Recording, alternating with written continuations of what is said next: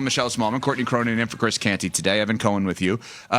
News came out around the Giants yesterday because their current general manager, Joe Schoen, held a press conference. And he was asked about their star defensive lineman, former first-round pick, all-pro caliber player, Dexter Lawrence, and the trade request that he put in. And here is what Joe Schoen, GM of the Giants currently, had to say. I'm not going to get into it on if there's a deadline or not. He's under contract for 2 more years, so we're not going to put any deadlines on anything. Again, right now, productive conversations, and we'll see where it goes. Joe, are you entertaining offers? Are you listening to offers when teams call about him, or is that you're trying to figure out something to keep him here? Yeah, I'm always going to pick up the phone. So if team calls, maybe not to the effect that Coach said last week that everybody is tradable. But no, that is my job as a general manager. If teams call, you take into account it's case by case basis and what the compensation may be, and that's my job to take into consideration what that looks like, what the compensation looks like, who the player is, how that affects the roster, and then try to make the best decision off of that. All right, so he said that midday, and last night, Ian Rappaport of the NFL Network had a tweet at Rap Sheet. The Giants and star defensive lineman Dexter Lawrence, who have been talking about a new big money extension, have reached an impasse, sources say. The Giants have engaged with teams on a potential trade, and that will continue. It should come to a head before the draft. Courtney Cronin, you cover the NFL on a day-to-day basis. Translate that for us relative to actions from the Giants over the next week. What do you think happens? They trade him. And they try to recoup draft capital that they can utilize next Thursday and Friday because they're going to want a high draft pick for him. Whether that's a first-round pick, whether that's something that they're going to be able to add another impact weapon right away, remains to be seen. He's an incredibly productive player. He's been one of the best defensive tackles and pass rushers, period, since he entered the league. Outside of last year, which was an anomaly, he is the best piece in that defense. So the fact that they can't seem to come to any sort of contract resolution means they're hoping to trade him by next week. And they're going to be looking, imagine pretty aggressively to get that done here in the coming days. Now, will they? Depending upon what the price is here, isn't it better to keep the best piece of your defense in your defense and just give him what he wants and what he's probably fair market value-wise earned?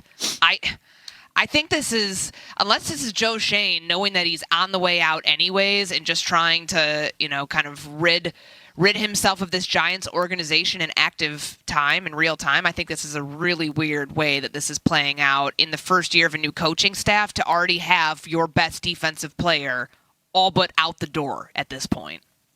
Yeah, the whole thing's a bit of a head scratcher because the Giants were a team unmoored, and then they go out and they land John Harbaugh. And all of a sudden, we're looking at the Giants through a different lens. We're looking at them bringing in a coach who's had success at the highest level, who's going to bring in stability, who off the top of the bat says, hey, I'm in charge here, obviously exerts his power over Joe Schoen and says, this is how things are going to run. And then just when you think everything is kind of trending in a positive direction, this happens with Dexter Lawrence. It's a huge bump in the road along your way to turning this around because he is a very important piece of this football team. He's a star on the defensive side of the ball. And so, Courtney, I'm more in line with you thinking, what's the impasse here? Unless he's asking for the sun, moon, and stars, why aren't we going to get this done? And I was also a bit confused to hear Joe Schoen say that this situation really hasn't impacted their draft approach at all. Because if I'm removing potentially a huge piece from my defense, it is going to shape how I approach the draft. I am going to have to look at things in a different way. So you have to wonder if this does tell us a little something, if this is tea leaves about Joe Schoen's future with the organization. And then that breeds more questions of if he is on unsteady ground here or if he's going to be out the door, why didn't you make this move earlier? I know that the life cycle of a GM, your duties still have to go through the draft. But if he's not going to be a part of the future, why didn't you make this decision when John Harbaugh was initially hired? Well, I think there's another part of this here. What if this is an opportunity for John Harbaugh? What if he looks at it and says, okay, you don't want to be here? You're out. I don't want the Mike Tomlin line. I want volunteers, not hostages. I understand that Dexter Lawrence is a really good player. The Giants are not winning a Super Bowl this year. I understand that everyone thinks, oh, the Patriots, new quarterback, new coach, look at what they did.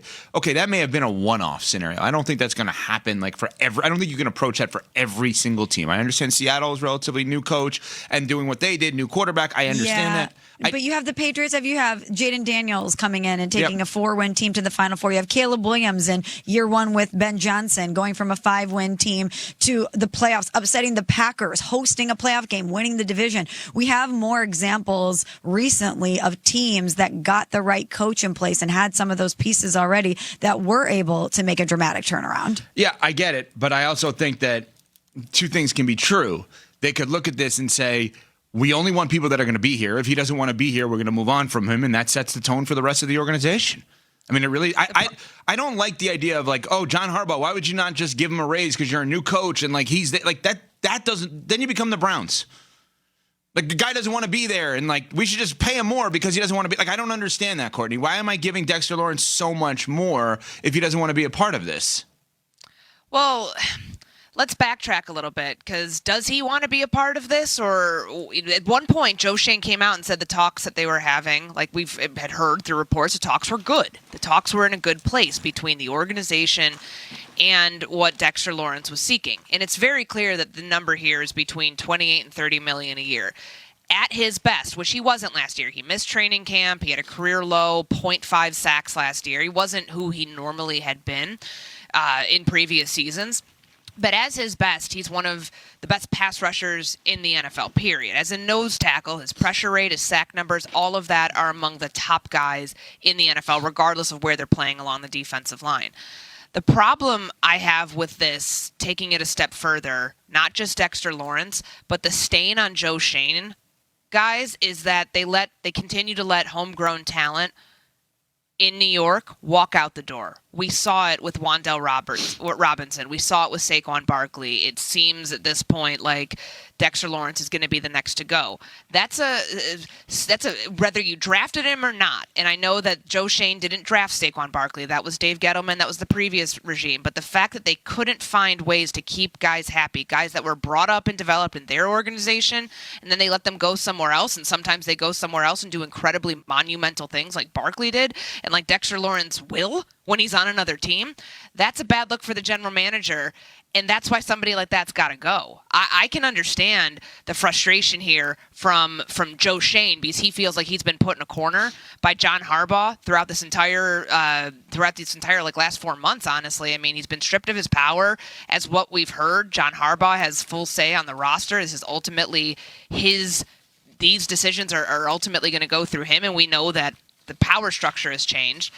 I can't see how this ends in a positive manner with the player being on the team and with the general manager being with the team past the draft much longer. Yeah, and in that audio that we played from Joe Schoen, I don't want to say he took a shot at John Harbaugh, but he certainly disagreed with his assessment of taking phone calls and that everyone is up for grabs. And I think that Joe Schoen, I thought that was interesting too, that little slip-in about Harbaugh there in the audio we played. All right, coming up, is number one still in play?